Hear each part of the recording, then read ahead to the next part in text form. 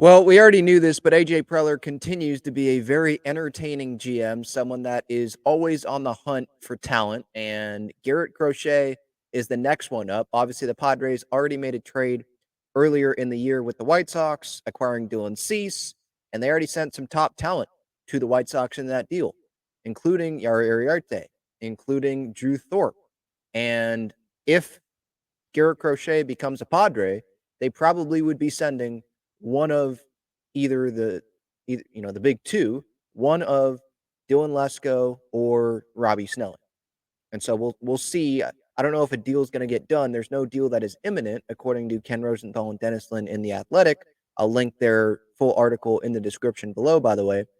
But this is what came out today from them. Padres have recently shown strong interest in left-hander Garrett Crochet from the White Sox. The Padres, they have been the most aggressive club pursuing Crochet, sources told The Athletic, although that is standard operating procedure for Preller, who, we all know to not sleep and be just always locked into baseball. When he's not playing pickup basketball, it's baseball. It doesn't seem like he has an interest in pretty much like anything else.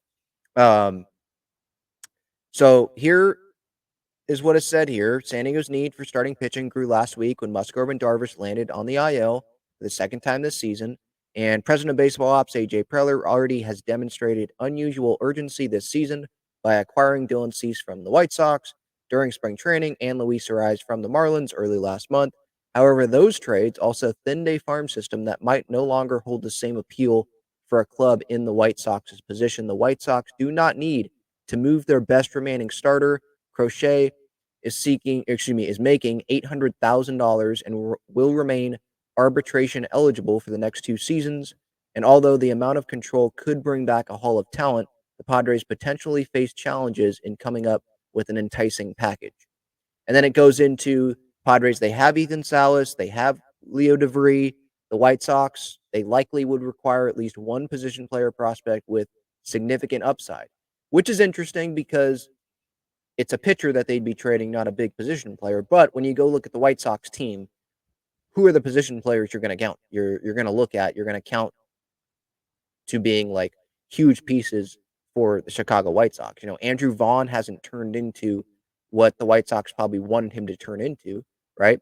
Eloy Jimenez to a degree as well, right? There's been injuries there. Luis Robert Jr., he is the guy, right? He's there for a long time, but that's the one guy that you point to. That core of guys, the Tim Andersons, the Yohan Moncadas of the world, like that era there has passed the White Sox by, and they're obviously not in a good place right now. It's not like they have one of the top farm systems in baseball. So if they're gonna trade their best remaining arm available, they're gonna want back not just a top arm, I would assume, but a top position player as well. And that's where it could be a little bit of an issue there. I don't think that Salas is going to be given up for 2+ years of Garrett Crochet. I don't think they're giving up Leo DeVry for 2+ years of Garrett Crochet. Would they give up Snelling or Lesko? If you're AJ Preller, I think you do, because this guy could be a huge difference maker in this Padres bullpen, and you have him for 2+ years. He's not making a ton of money. And if you're AJ, let's remember, your job is probably on the line this year. You got to make the postseason and hopefully go on a run in the postseason. I think we're going to be disappointed even if the Padres make the postseason and then they get bounced in the wild card series, Like, this is a talented baseball team. I know we're around 500 and fans are frustrated, but there's things that are going in the Padres' direction, the right direction this year that didn't last year. And there's still talent on this team. You don't acquire Cease and Arise to just make the playoffs and then get bounced in the wild card series. That's not what happens. You do that because you want to go make a deep run once you get into the postseason. So what are we talking about here? Is it a Graham Pauley? If it's not going to be Salas DeVry, it's probably Graham Pauley in there. It's one of Lesko or Snelling, I would imagine. Is it Adam Mazur in there as well? There's Homer Bush Jr. Would that entice the White Sox? We'll see. But as for Garrett Crochet, yeah, it's a difference maker. Go look at his Baseball Savant page. I posted a screenshot of it on Twitter, by the way. Holy cow. Everything is red pretty much, except ground ball rate and breaking run value, which I couldn't really tell you what that is, but breaking run value, 4th percentile. Everything else is almost dark red.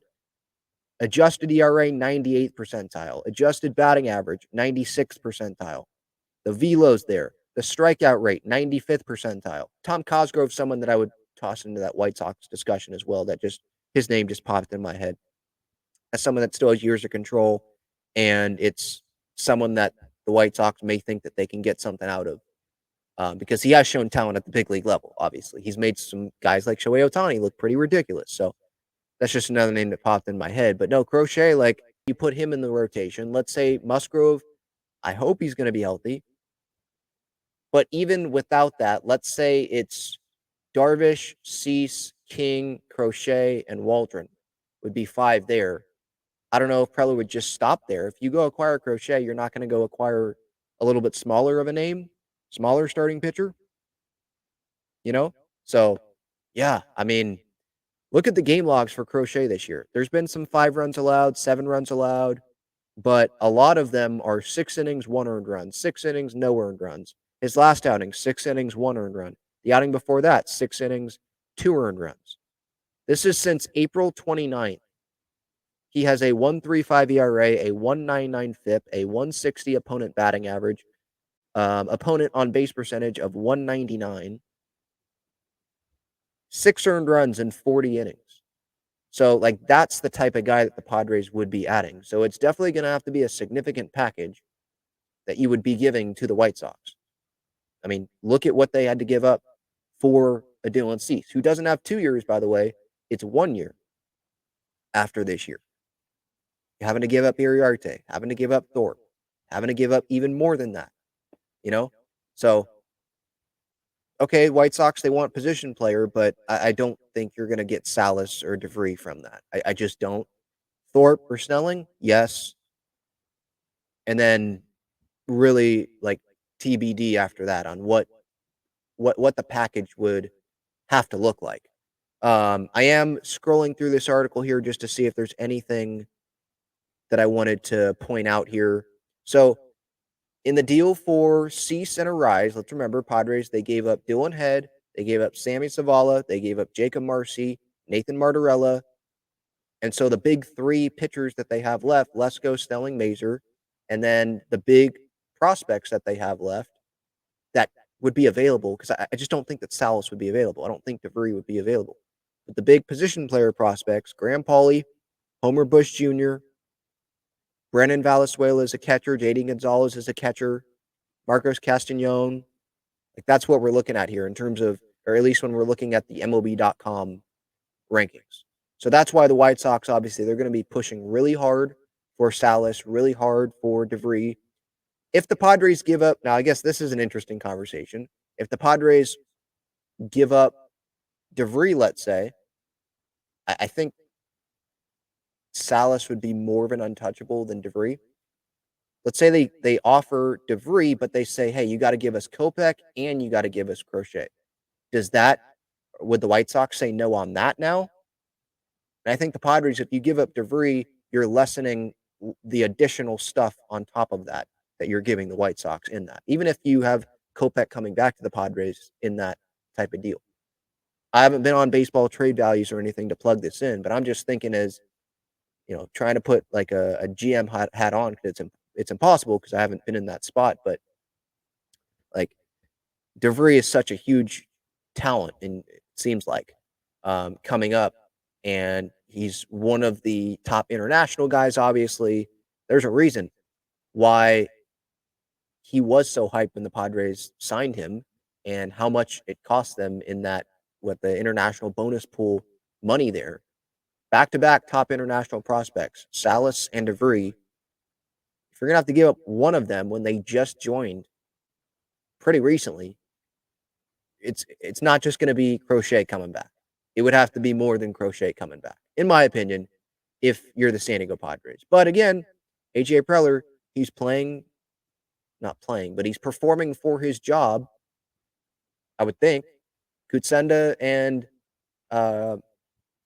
Grupner, no one's as big of a fan of Preller as Peter Seidler was, right? We got to remember that. So we'll see. We'll see what happens. Crochet, by the way, I'm just reading in The Athletic, elbow and shoulder surgeries, slowed his ascent the past 2 seasons. 3.49 ERA, American League leading 93 strikeouts in 13 starts. And the White Sox don't even have a great defense. Is Tommy Pham a target for the Padres? There's Eric Fetty, a pitcher. Michael Kopech, obviously, like I mentioned, reliever. Luis Robert Jr., I don't think he's going anywhere, though. He's under control for a while. But yeah, give your thoughts, Padres. I guess we shouldn't be surprised, right? It's AJ Preller. Expect the unexpected with this guy, which I love. He's not the best GM in the game, right? I think you can point to some others, but he's pretty darn entertaining, that's for sure.